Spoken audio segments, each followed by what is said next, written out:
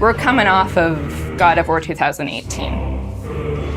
How do you top that? How do you deliver something that players will love maybe just as much as God of War 2018? The pressure was tremendous.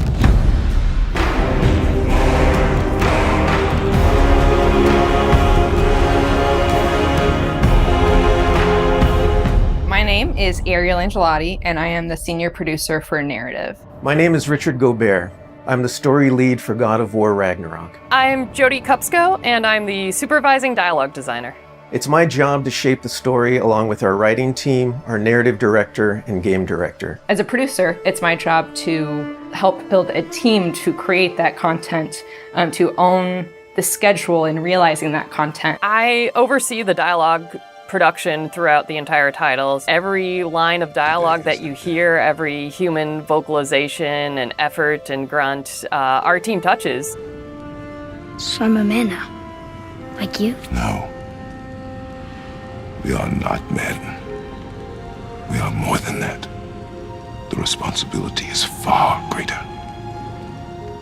In the story of God of War 2018, we find Kratos seemingly having turned over a new leaf in the Norse lands.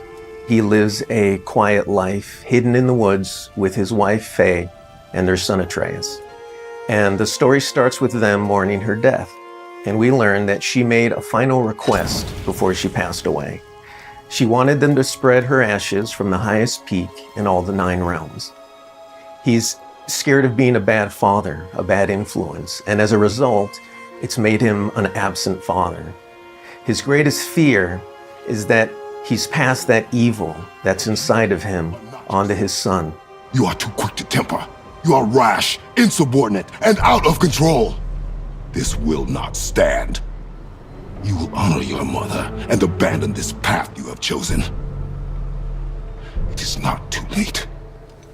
They befriend Freya, who is an exiled Vanir goddess who used to be married to Odin. They meet Mimir, the self-proclaimed smartest man alive, who serves as their guide and their confidant. And they meet the Holdra brothers, Brock and Sindri, who are world-class weaponsmiths who end up their main source of upgrades and equipment.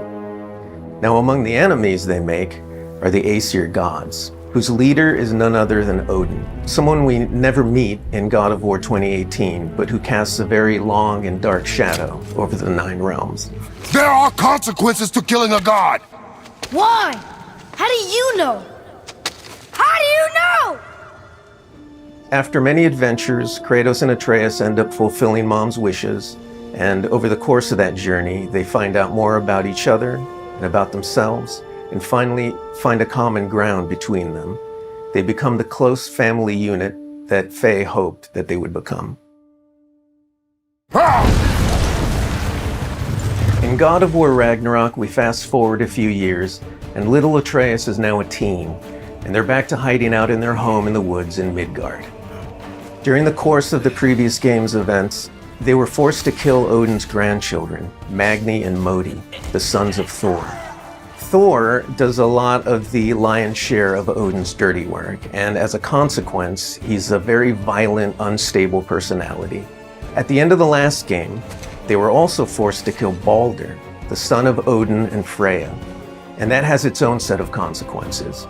He was a very powerful chess piece for Odin, one that Odin is incredibly bitter about losing. Freya has vowed vengeance against them for the killing of her son. Kratos and Atreus didn't want to kill him, they were friends with Freya, but Balder tried to kill her in front of them, and Kratos had no other option in the moment but to kill him to save Freya's life, even though it meant losing Freya's friendship. I will parade your cold body from every corner of every realm and feed your soul to the vilest filth in hell. That is my promise. He saved your life. He robbed me of everything.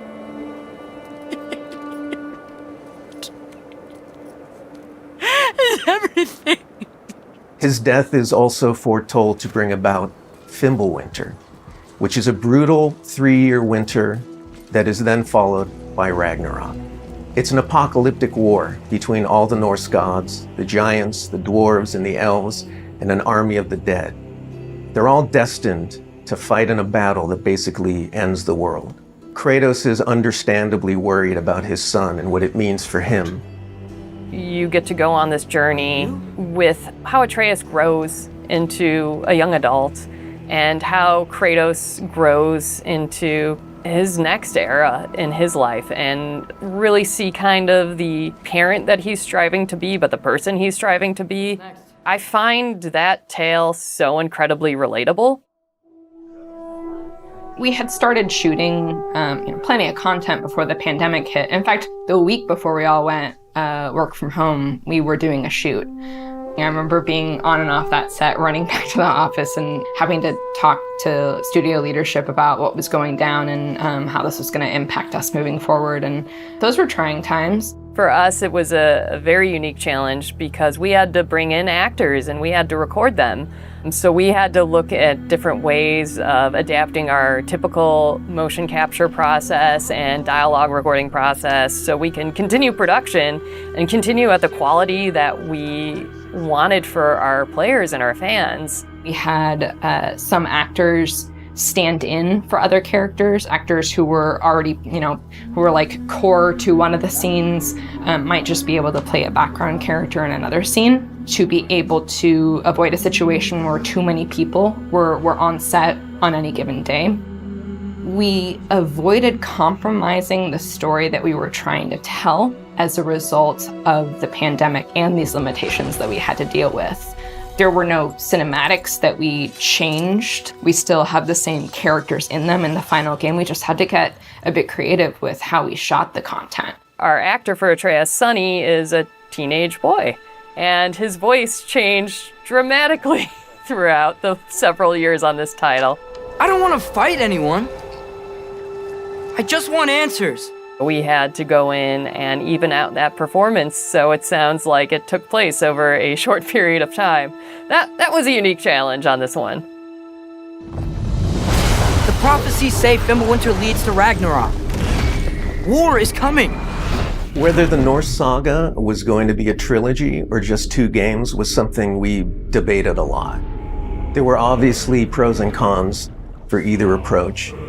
So we waited for Cory Barlog to weigh in, and he did, and he said, let's do it in 2. The consequence to that is, how do you wrap up the story in one game and do Ragnarok justice? How do we lead up to that and then have a big moment at the end of the game and wrap up all those loose threads? This game is bigger than what we initially envisioned. There's a lot of important story moments that we needed to cover. There are more characters that we follow the threads of. And ultimately, it ends up feeling big and epic because there is a lot there for people to enjoy. I am very excited for folks to see this final chapter. A lot happens. We put our characters through the ringer, but we also bring them closure and we provide answers to a lot of the questions the first game posed. Just all of the new combat that we're doing and the new interactions. There's a lot of stuff that's happening in this title that I think people are going to have fun with. We all have our own personal Ragnaroks to deal with. And this story is about how you process that, how you own it, and how you make it a part of yourself and grow from it. I mean, we set some stuff up at the end of last game. There's going to be some consequences this game. We're going to see how things play out between Freya and Kratos. We're going to see how the evolution of the family relationship continues. You got Brock and Sindri, the dwarves, who are kind of part of your makeshift family now. And there's going to be some other characters that we introduce that may be going to disrupt the balance a little bit. I can't wait until players get their hands on the game or are able to experience how the story unfolds for themselves. We have, I think, an incredibly well-rounded game. Very satisfying combat, beautiful and rich environments to explore, outstanding character art, a lush and moving soundtrack and soundscape. It's the work of hundreds of very dedicated artists, and they all have their own stories to tell.